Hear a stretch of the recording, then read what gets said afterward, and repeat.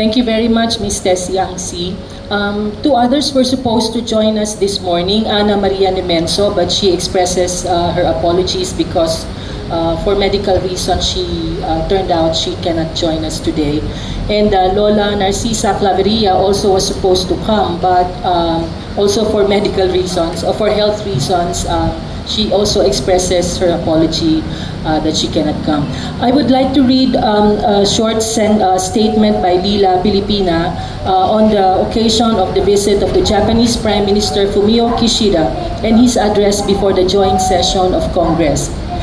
We express deep reservations about the real intent of Japanese Prime Minister Fumio Kishida's visit to the country and his address before a joint session of Philippine Congress.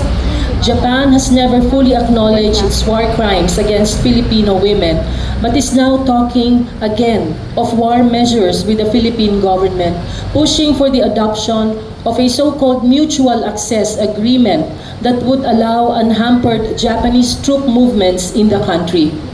This Japan apparently hopes to do via an executive agreement similar to the Visiting Forces Agreement and the Enhanced Defense Cooperation Agreement between the Philippines and the U.S., both of which violated provisions in the Philippine Constitution as they were not subjected to congressional concurrence. These two agreements have given license to the full and unhampered operations of U.S. troops in the country and have facilitated complete U.S. control over the country's military and geopolitical affairs.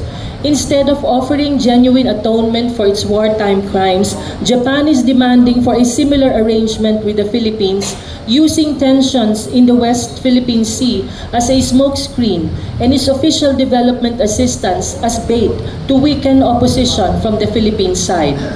Viewed in the context of Japan's role as the U.S. junior partner in the so-called Indo-Pacific framework, this mutual access agreement is nothing but an institutionalization of Japan's military dominance in the region, in which expanding its influence in Philippine geopolitics and economy is a critical step.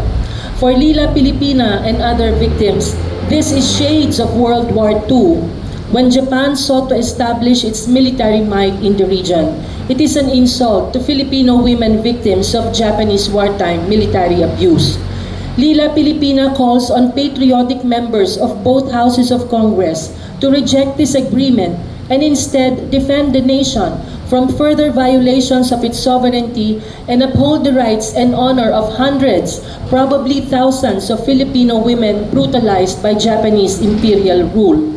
This mutual access agreement not only drags the country further into the theater of global conflict, fueled by U.S. warmongering and war profiteering, particularly now during the Middle East crisis, where the U.S. supplies the weaponry with which Israel is conducting genocide of the Palestinian peoples.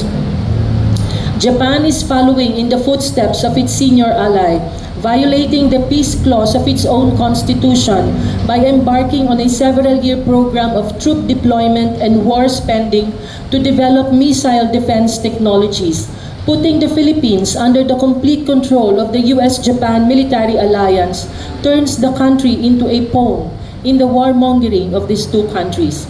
It will also mean the country turning host to stockpiles of war armaments, probably including nuclear and chemical weapons, and the exaction of our nation's servitude to the whims of the alliance.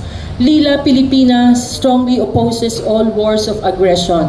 Current and future generations should never experience what our lolas experienced in World War II. No people should be made to shoulder the costs of war profiteering by the world's superpowers. No nation has any right to occupy another. Wars of aggression, wherever they are staged, must be opposed and justice rendered to aggrieved nations and peoples. Thank you very much. So